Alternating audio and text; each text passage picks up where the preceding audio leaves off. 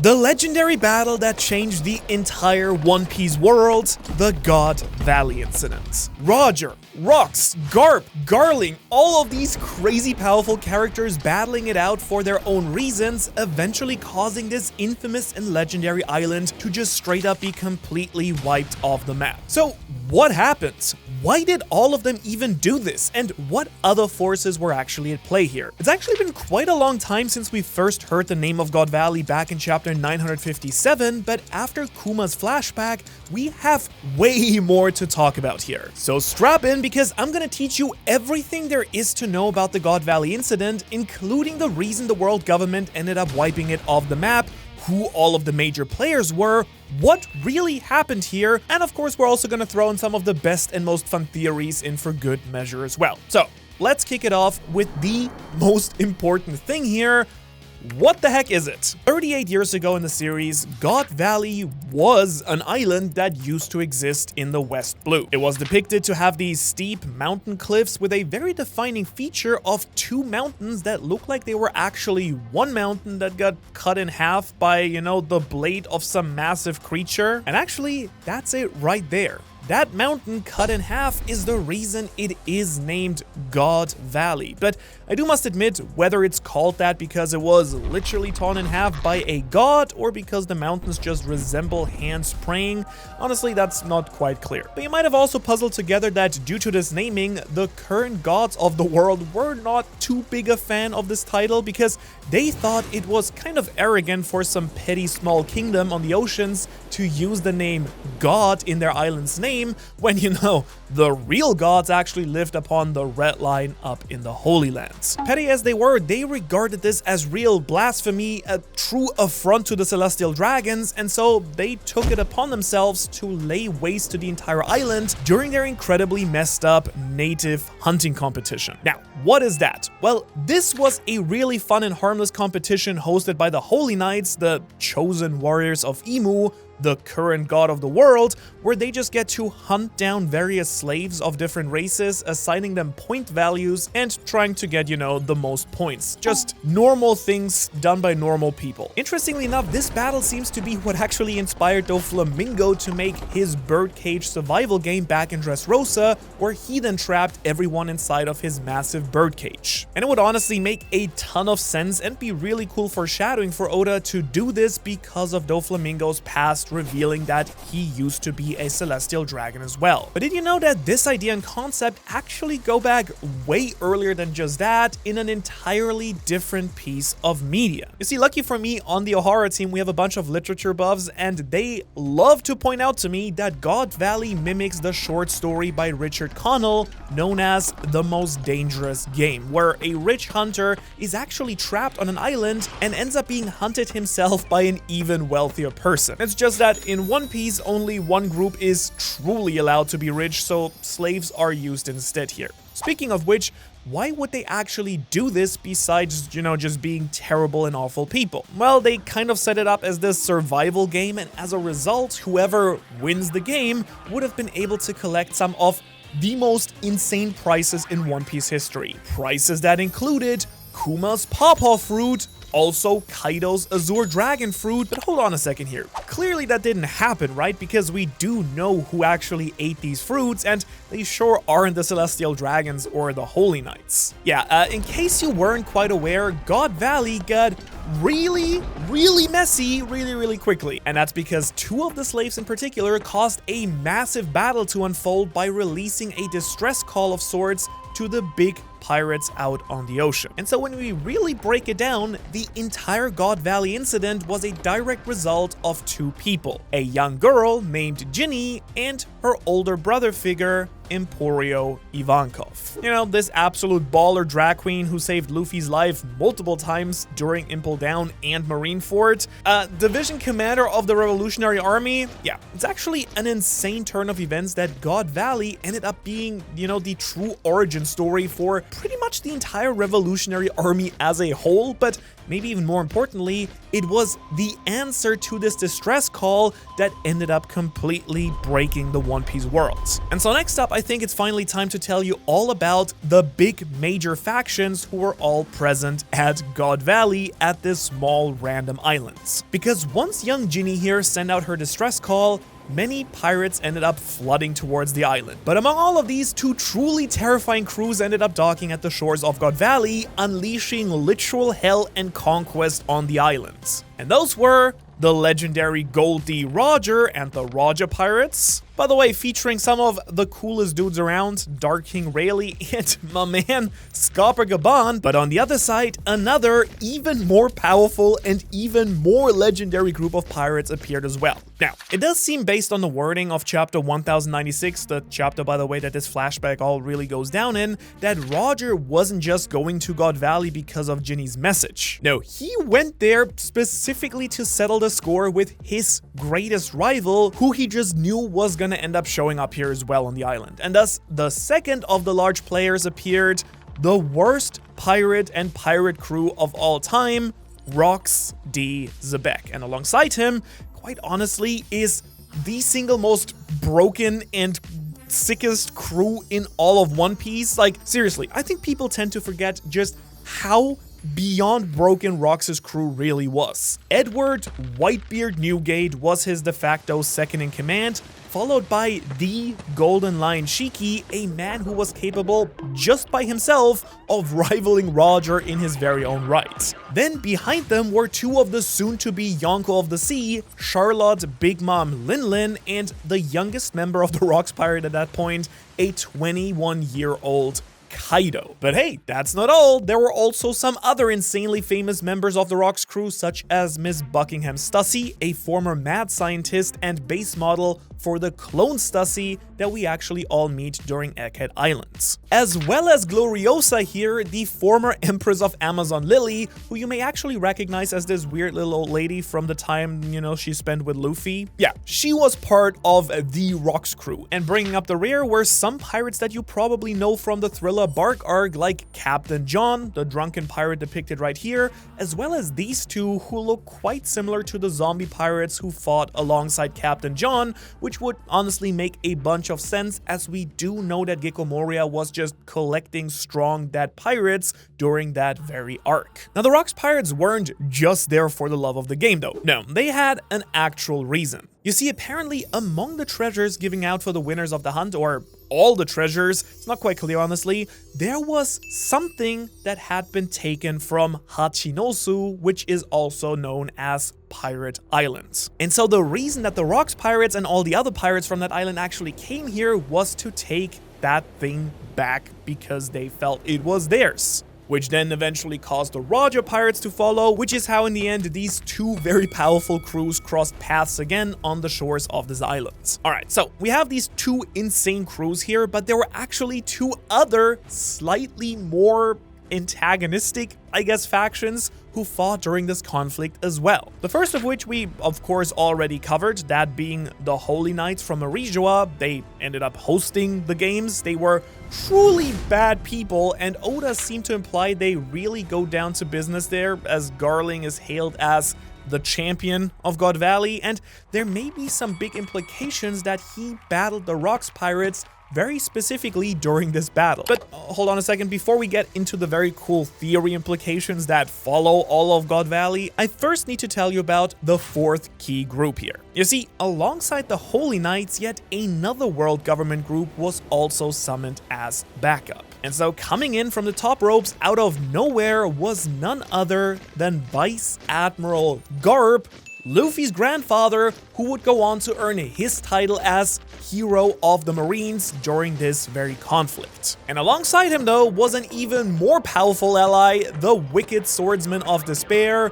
Bogart here. And I gotta say, he's kind of like Scopper Gaban and Rayleigh in one, and yeah, don't worry, I'm just messing around here, but I do think he is a pretty cool character and pretty mysterious and genuinely probably way more powerful than any of the regular viewers realize, but not you. You know how really cool and broken Bogart truly is, don't you? Alright, with that out of the way, we've now covered the four pillars of the God Valley conflict. the greatest fighters who battled it out, but what actually happened during this entire incident, right? In all of this mess, who actually came out on top? Who barely escaped? And how did all of this ripple into the new and current, era of One Piece? And well, allow me to cover what's really confirmed here first and then move into, some of the very cool implications Oda has given us. For starters, we do know that Kuma, Ivankov, and Ginny used the power of the pawpaw fruit to not only free 500 slaves, which is pretty impressive, but also get themselves out of the fire here as well. You see, there was one very fierce figure I forgot to mention was there the entire time, and it was none other than Saint Saturn, one of the 5 elders, the Gorosei. Now, this old man whooped Kuma for being a buccaneer, a powerful lost race that has some sort of tie to the sun god.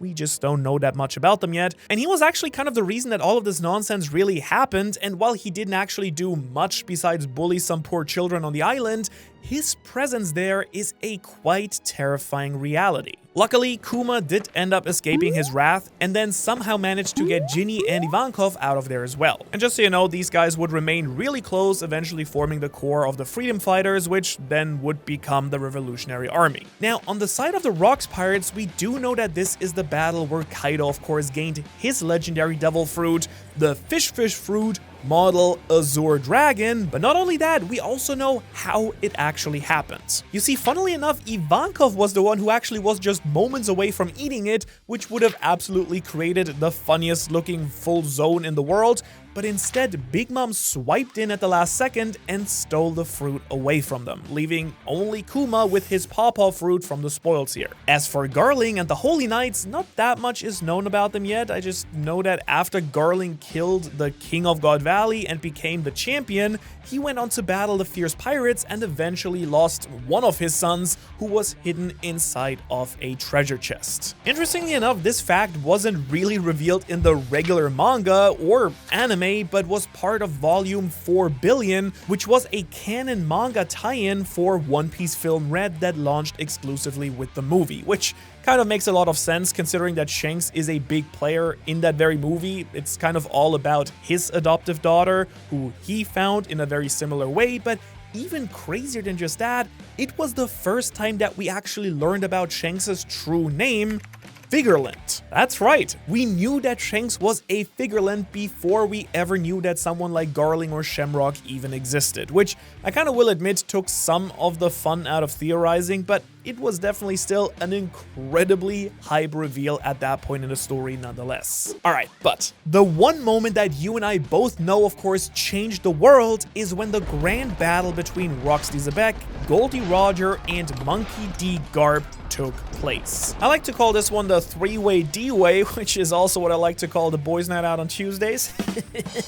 During this fight, we found out from Sengoku in chapter 957 that Roger and Garp both teamed up in order to somehow try and defeat Rox, leading to the disbanding of his entire crew, Garp's rise to become the hero, and also securing Roger as a pirate legend above everyone else. Not only that, but this fight also seems to be the reason that Roger ended up entrusting Garp with raising his own son, assumingly because he realized that he was a stand-up guy during their team-up. By the way, if you also want to be a stand-up guy like Garp, consider joining my crew over on Patreon. We've got tons of premium content available there exclusively for you, including our new weekly newsletter, which by the way is free to access, so you don't need to pay anything. I personally like to think that you'd really enjoy it, so go check it out and join the Ohara crew to help me bring you even more and even better One Piece content. And at this point, I also want to talk about something that I think is highly likely to have occurred during Roger versus Rox as well, because the way the series frames Roger and Rox's relationship is that of a rival chasing down the biggest fish. In this case, it was Roger hunting down Rox, who was the strongest and most free pirate, I guess, out there at that point in the story. Interestingly enough though, after God Valley, Roger then seems to pivot and his goals kind of change from trying to defeat Rox to trying to find the poneglyphs. Now, we don't actually know how Roger first learned about the poneglyphs and the road poneglyphs that were the map to Laugh Tale. We just know that after he got to Lodestar, he knew there was one more island and that these objects were the key to finding it. But again, looking back at what we actually learned in the story, it's never really explained how Roger first learned about this. That's actually not quite true because it's sort of implied that you can find out about the poneglyphs after you reach the last island, Lodestar, but I do think that there is a lot more here considering that you would need to backtrack pretty much the entire Grand Line in order to make it there. I guess that could be a hint that maybe the real final island is somewhere closer to the beginning than it is to the end, but I digress. This is not the point of this video. I wanted to toss out the idea instead that Rox was a massive factor at play here, because I do think it's very clearly because of this infamous battle with the Rox pirates. Now, this will probably sound a little bit like a broken record if you've watched any of my other recent Rox content out there, but Rox is presented as a guy who knew the true history of the world already. For example, we know that he went to Elbaf, where some massive reveals about the true history about the world awaited the Straw Hat crew, and we know